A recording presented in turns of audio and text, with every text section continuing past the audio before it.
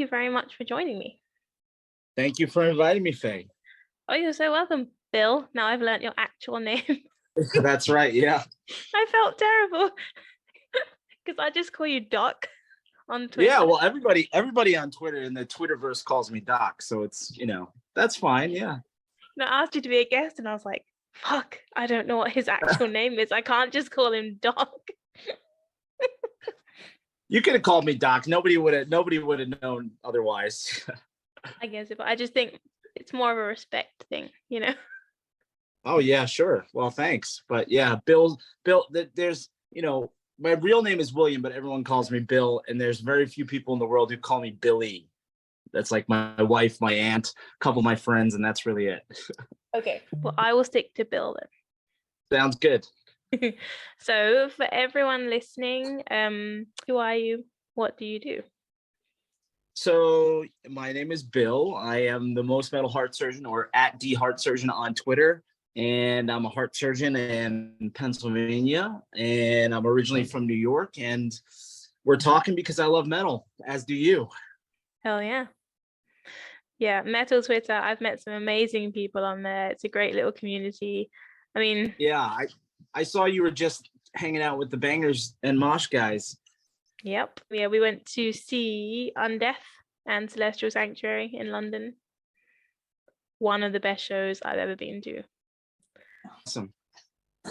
Yeah, I saw Undeath on the last Black Dahlia tour with Trevor. That was the one and only time I saw Undeath, and they were awesome. It was before Its Time came out, so wow, that's awesome. So they played Legion. Yeah. I think I don't remember if they had a new song out at that point. It was October of not this past year, but the year before. So wow. Yeah, but the energy they have, like it was really amazing. It was a really good night. They're just kind of like running everybody over now. So yeah, they just like exploded in popularity after Its Time. And I get it. It's a good album. It's a really good album. Yeah, it's great. I've done a couple of things with Alex. He was a guest here on the podcast. I've also interviewed him. So he in real life, he's just as sweet. He's super chill.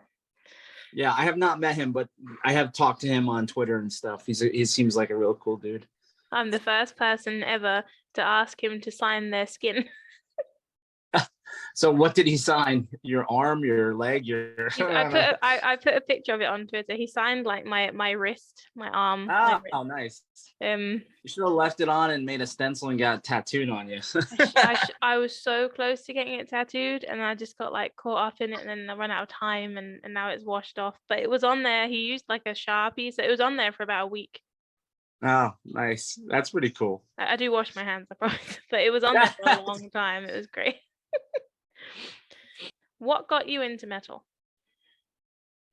So yeah, I mean, for me it was, well, I started listening to music actively in junior high school. Mm-hmm. And the first record I ever bought was Dookie by Green Day. And I remember when I saw the video for Basket Case, I was just like, man, this is so high energy and fast, and like the guitar sounds so good, and I was really into it. And then I was in chemistry class in 10th grade, and I was listening to like, Bush or Live or something like that at that point. And there was a couple metalheads in my chemistry class, and they're like, what are you listening to? And I told them, they're like, no, you should check this out. And he gave me his headphones, and it was Enter Sandman. I had never heard Metallica before. Hey, Luke.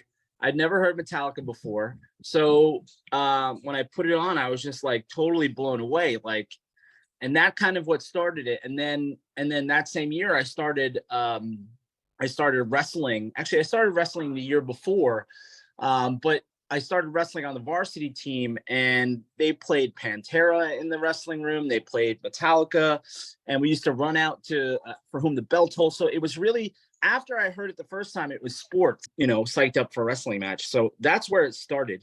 And then it just kind of, it becomes a part of you, it's like, it's a part of your DNA at that point. Like once it kind of gets its hooks in you. Absolutely. Yeah. So that's how it started. Yeah. I think that's a very common age. So when I ask people like when did you get into metal, it's sort of that age where music really starts to resonate with you and it sort of sticks in your brain.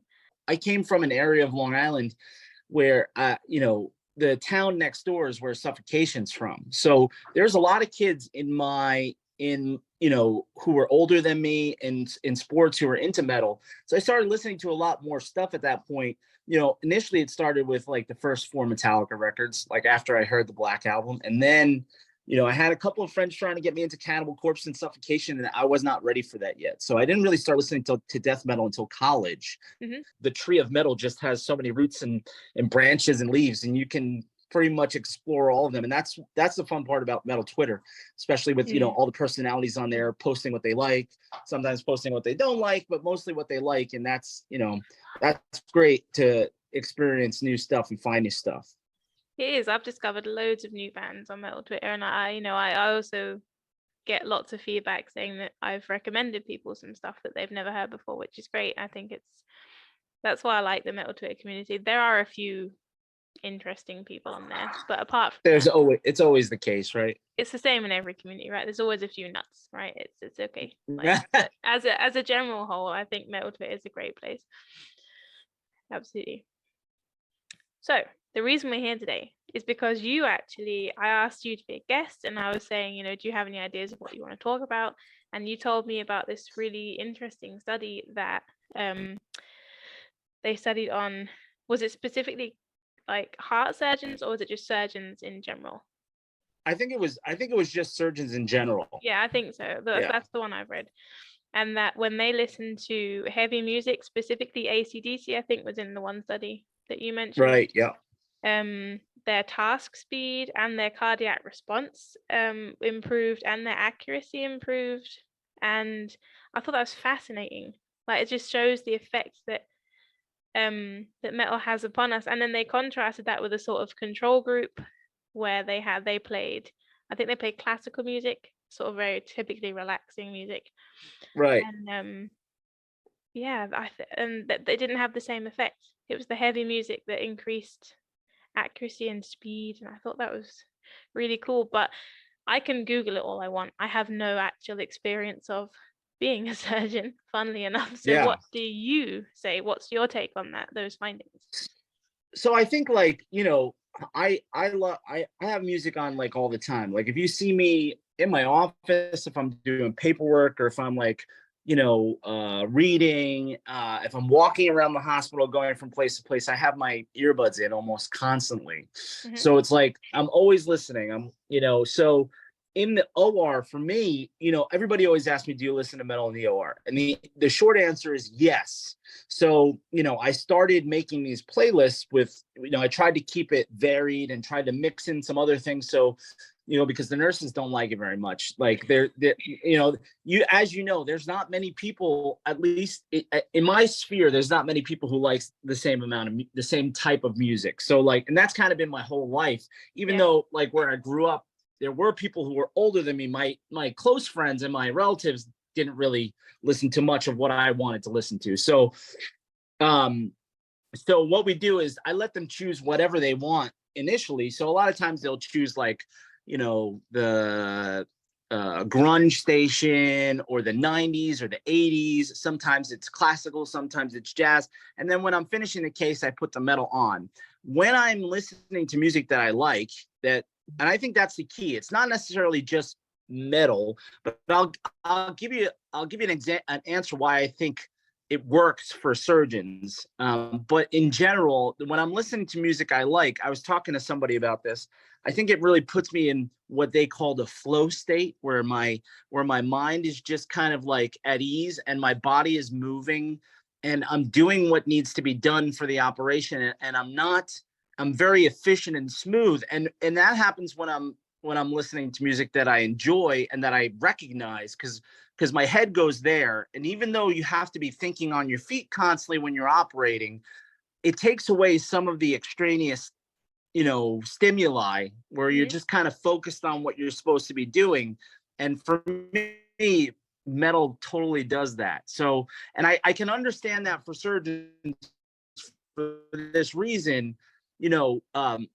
classical music's one thing, and I think that works for a lot of different people in terms of concentration. But I think with surgeons, like my career since I was an intern was basically move, move, move, move, move, move, move. It's a fast paced kind of thing. So, a fast paced rhythm with like thrash metal or like hard rock, like AC/DC or Metallica, it's the same kind of pace of your life.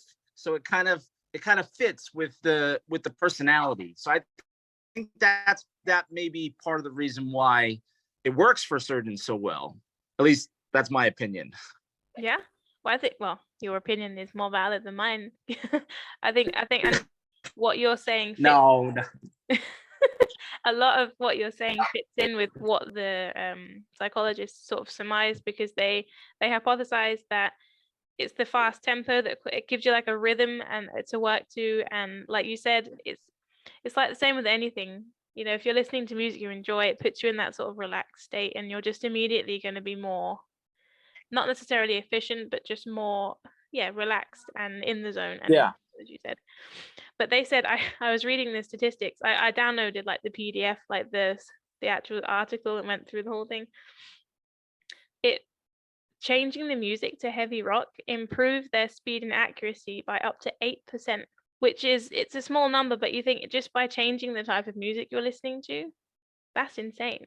That is quite the number for just the music, like you said, and all the other conditions. You put it all together to optimize the situation. But I feel like it has to be the right personality too, because I feel like if you put AC/DC on with somebody who doesn't like heavy music or hard rock, then it can distract them, because it will have the opposite effect. Right. A lot of times it will make I've seen surgeons get upset over the type of music that's playing. So like, they'll be like, shut this off, or I don't want to hear this, or put something else on.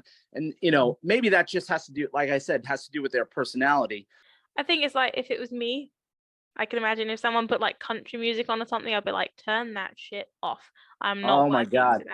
So I trained in Manhattan, and the head surgeon at my hospital was Dr. David Adams, who's from North Carolina. He's one of the world experts in mitral valve surgery. Mm-hmm. And all he listened to, except during the holidays, it was Christmas music, but all he listened to otherwise was country music.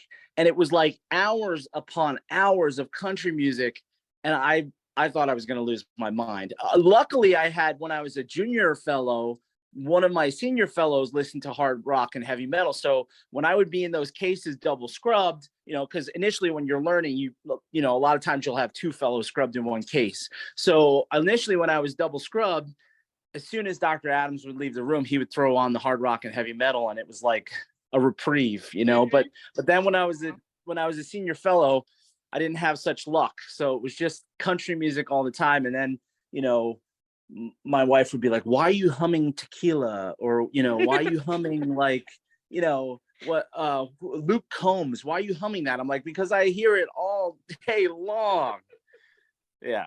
So it does get a little stuck in your head, but it was definitely torture for me for country music.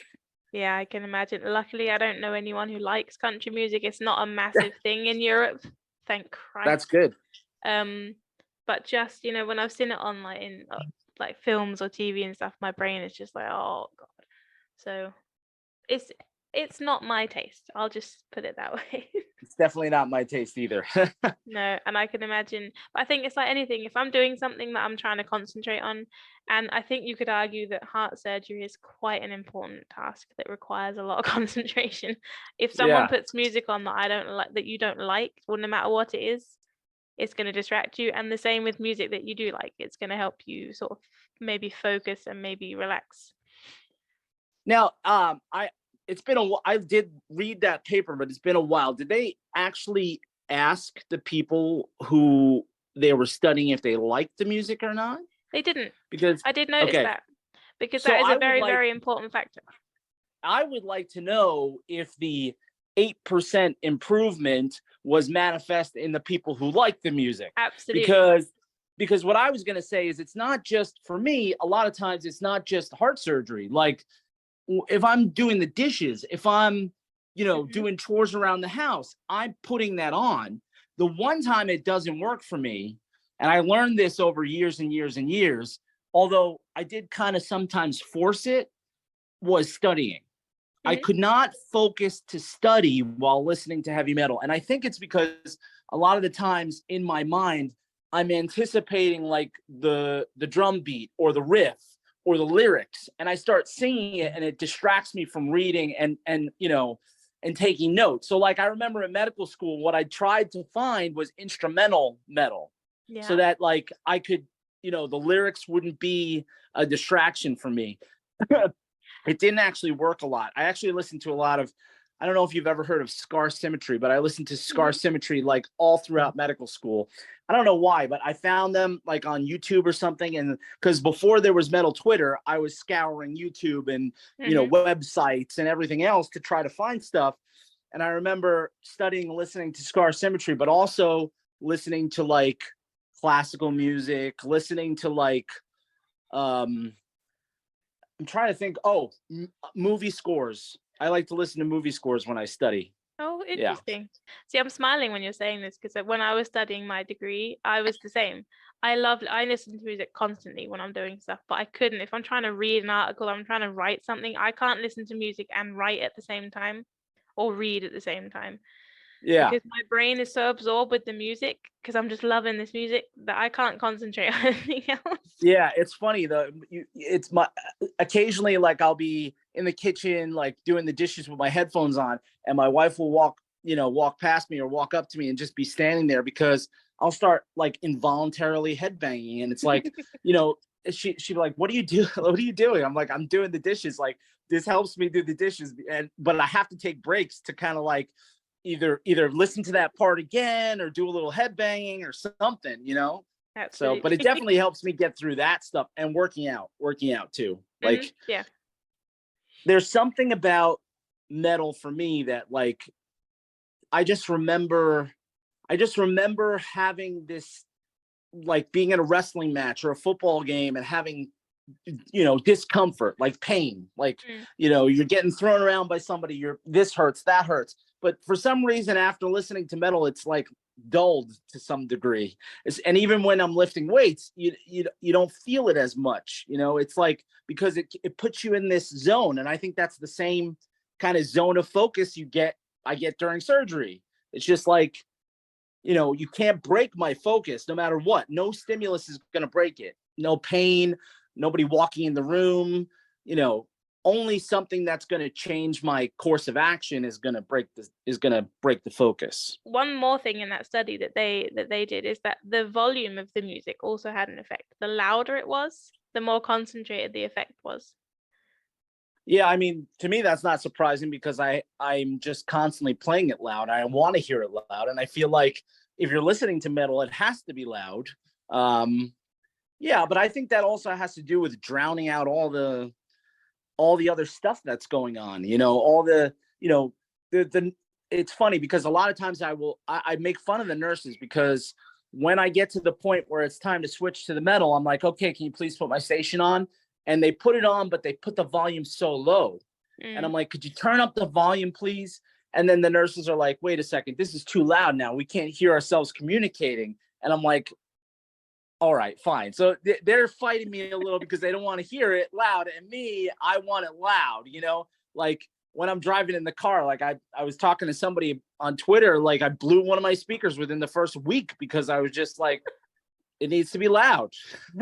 That's the way it is. It does. You think of all the effort they put into mastering it and mixing it and all the sounds they put, like you can just hear, like when you put headphones in, you just hear this other world of like all these noises they've put in. Like you can't have it quiet. No, you can't. It's an insult to the musicians. That's how it's part of the experience too. Like absolutely, it really is. Like if you go, like the loudest concert I see people posting about this all the time, but the loudest concert I ever went to was Maryland Death Fest last year. I was up front for a corner, and it was so loud. I mean, you can feel the speakers, but it was so loud that if you didn't have earplugs in, you couldn't actually hear the music. That's how loud it was. So like, but that's the way it is with this music. It has to be loud. Like when people ask me like, why do you play it so loud? I'm like, there's no other way. Mm-hmm. I agree. There's no other way. It's just that is the way, and that's it. Yeah. Now that I'm speaking to a heart surgeon, I've never spoken to a heart surgeon before. So this is slightly not related to what we're talking about, but how does it feel to literally have someone's life in your hands? Well, I mean, what we try to do a lot of times is I was actually talking to somebody about this at the Soulfly concert the other night. So we try to make, we try to make things routine, right? So you try to get to the point where you're doing things like one of the most common things I do is bypass surgery. And that's like for all surgeons. Like one of the most common problems is coronary artery disease. People have heart attacks, they have diabetes, they smoke, they have genetic predisposition. So you get these, it's not like a heart attack where one of these blood vessels is acutely blocked. It's like you have a blockage that kind of is narrowing the vessel slowly over time. And then there's a mismatch in supply and demand of oxygen, basically. So you have what's not necessarily, I wouldn't say it's a minor heart attack, but it's a less severe kind of heart attack. So we have a lot of patients like that who have just horribly diseased blood vessels. So we take them and we bypass them. We get more blood flow to the heart muscle. And so initially when you start doing it, yeah, I mean, I was nervous. I mean, how could you not be? Like when I first started scrubbing into heart surgery, I was like a third or fourth year resident in general surgery. And, the surgeons knew I was interested, so they would let me do some things. And I remember shaking like a leaf, and like all other types of surgery, like not having that problem, even when, a lot of times with heart surgery, kind of like you're sewing down in a little bit of a hole, right? Because you're working inside the chest and you kind of, position things the way you need them to, but you're still kind of sewing far away from yourself. Whereas if you're sewing like a piece of bowel, for instance, like if you had to cut out a piece of bowel and sew the ends together, that's kind of right in front of your face. So it's a little bit different than, it's kind of like almost like you're playing a video game, kind of, because you're so far away from what you're working on. So I remember being nervous, but then the more and more you do and the more routine you make it, I find that and it's just experience, but I find that it helps me not just with efficiency, but it helps me to sort out, minor problems and fix them quicker, because I kind of, can anticipate what may happen. And so there are still some cases where, there's nerves. I mean, because like dissections, patients, I can't remember his name, from Judas Priest. He had a dissection, the guitarist. He had a dissection on stage, and that's a life-threatening emergency. Like if you don't fix that, every hour is a 1 to 2% increase in the chance of dying. So as soon as you have that problem, you got to get it fixed. And with those situations, it's not like you're sewing a piece of pants together. It's like you're sewing wet tissue paper together, because the aorta is all destroyed. So there are certain circumstances where, if there's something that you haven't done as frequently, or it's an emergency situation and the conditions aren't great, where, certainly you'll get nervous. But I try to keep everything, I try to make everything routine, and experience helps with that.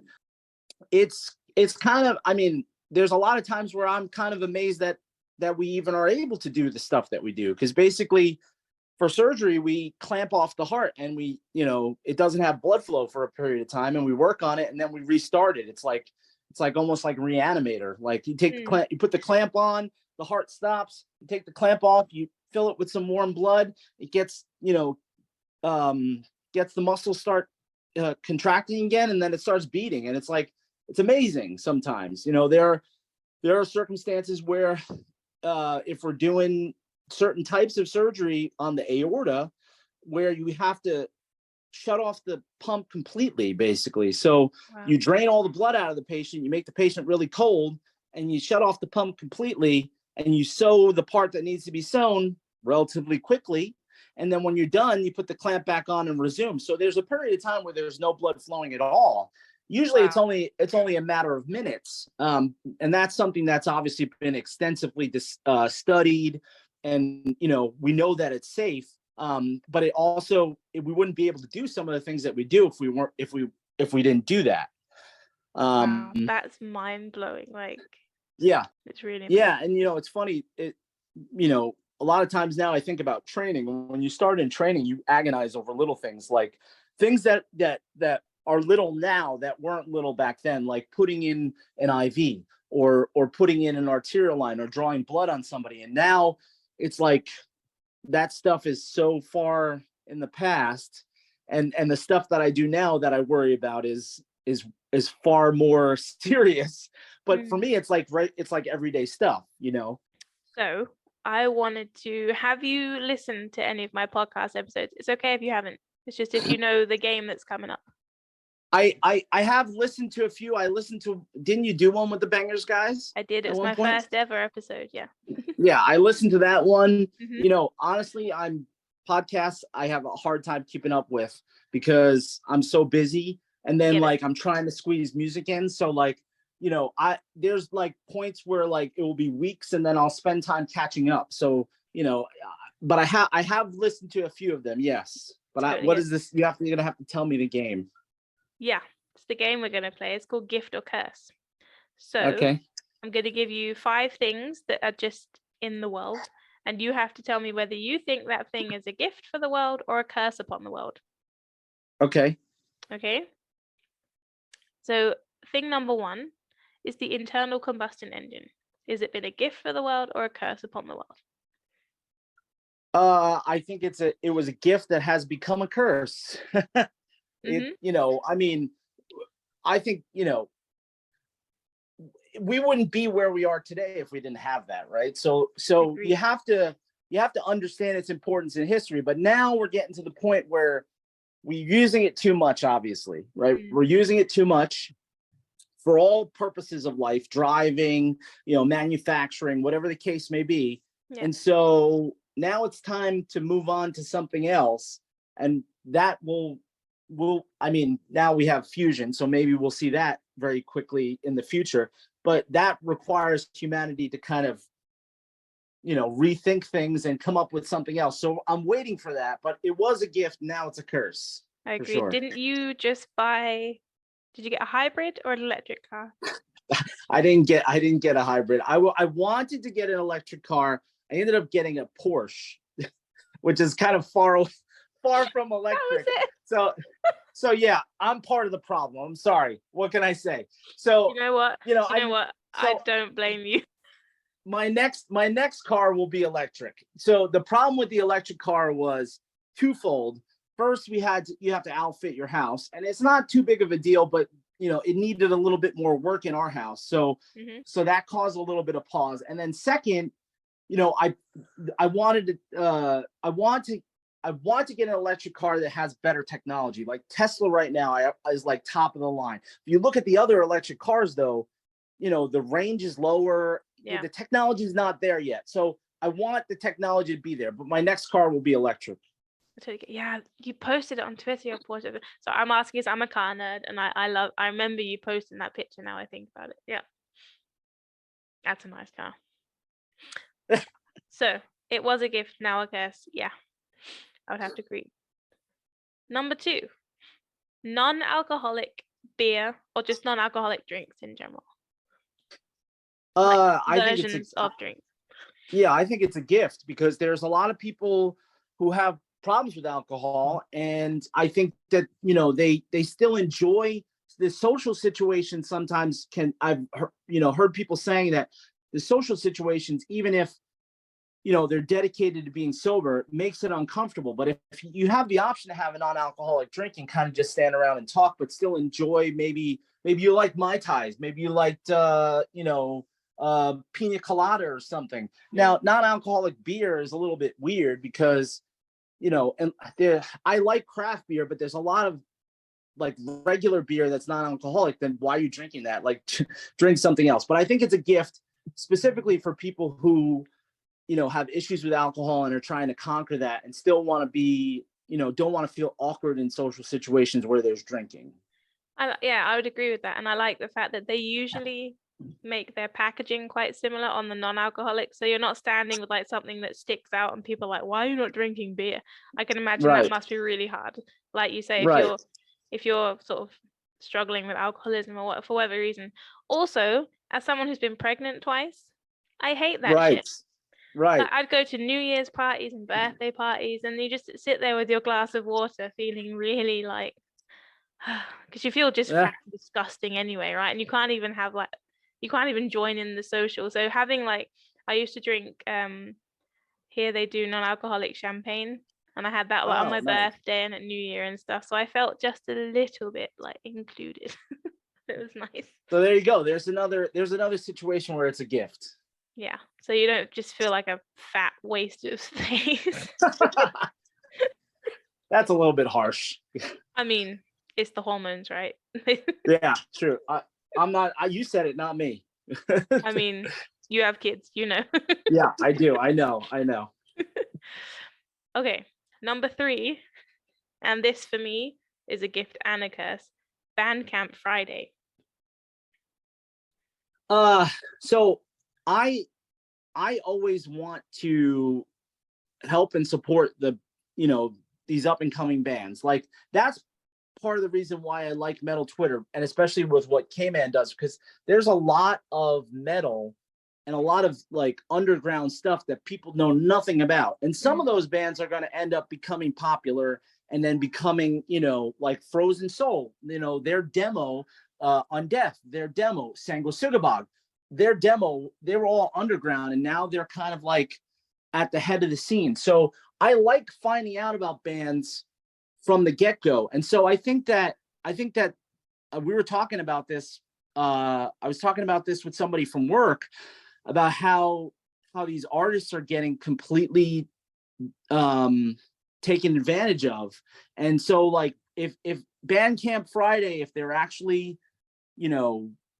giving the money to the artist, then they deserve that. So I think it's a gift, and it's a gift for us because we're buying the stuff, and it's a gift for them because they're getting compensated for it, and they're also gaining popularity. So I think it's great. I think the Bandcamp app is a curse, but I think that Bandcamp Friday is a gift. That app, I mean, you can't search for anything in that app. Like I have to buy. Yeah, it stinks. I have to buy stuff on the website and then go back to the app to listen to it. It's like, but what can you do? I mean, you have to admire them for doing. You have to admire them for doing something like that, right? I do. I think the idea of Bandcamp and Bandcamp Friday is a gift. The reason the app, like you said, it sucks balls. And on my phone, like if my screen locks, the music stops playing, and I'm not walking around with my screen unlocked all the time. The other thing that happens with the Bandcamp app sometimes is it will play, if you start playing the album, it will play the first song and then it will play it again. Yeah. And it doesn't move on. And I'm like, what just happened? Like, I just heard this song, and then I go back and okay, well, it's not really working. But anyway, it's true. Enough complaining about it. Yeah, it's a gift to the artist for sure. It's a gift to the artist, and for us, like you said, not my bank account. That's the only reason. Yeah. Because I see all these nice things, and I'm like, fuck, I'm a sucker. Like, if the thing says limited edition before it, I'm buying it. Like, I don't even care. I don't care what it costs. I'm buying it. Like, I just bought loads of bands just did a Valentine's Day drop, like a merch drop, and Ingested did this hoodie, and it said, "My heart light, you make my heart lie still," like from their Ashes Lie Still album, and it was in pink. Oh, nice. And I bought that. I literally. I clicked the button before I finished reading what it got. So for me, Bandcamp Friday is the same. It's like every time I'm like, I shouldn't have spent that, but it's fine. It's worth it. It's worth it. It's worth it for sure. Yeah. So number 4 on my list, TV adverts. Okay, funny stories. I was an advertising and marketing major in college before I went to medical school. Mm-hmm. So I wanted to do I wanted to do art direction. I wanted to do something creative. I always wanted to go to medical school, and then I had cold feet when I was applying to college, and I changed my mind. I was like, well, I can just take the prereqs for medical school and then do something creative. So that was my idea.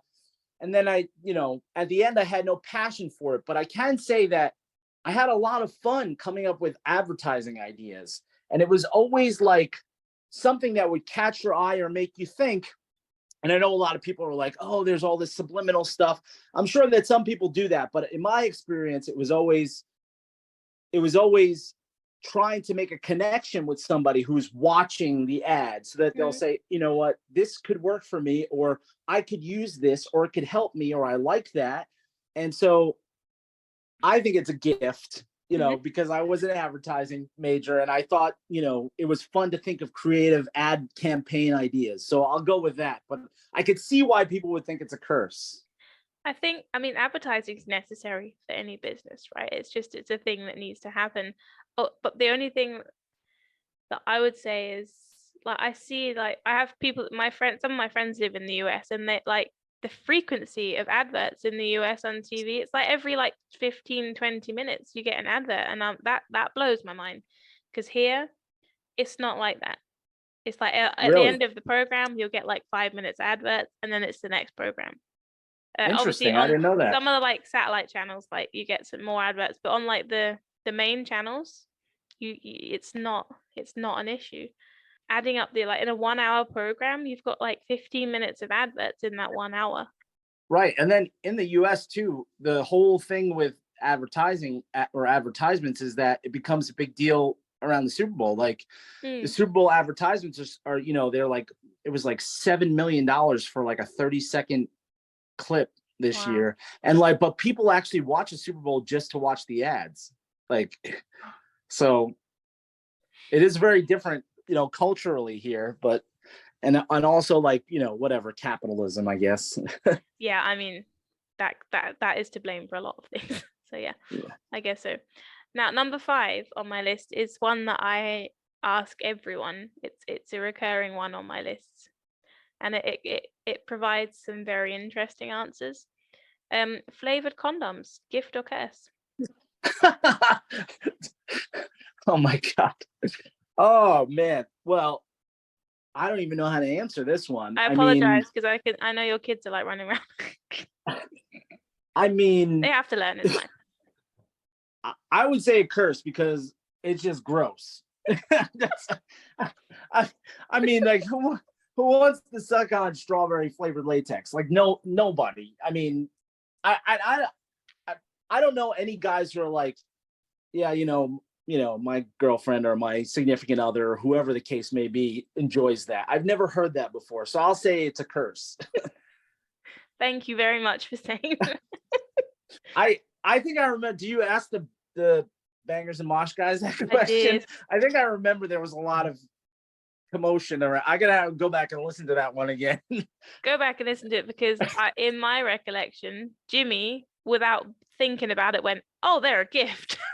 I was like, what? And they came to the collective decision that it was a gift, and then I had to tell them at the end. I was like, no.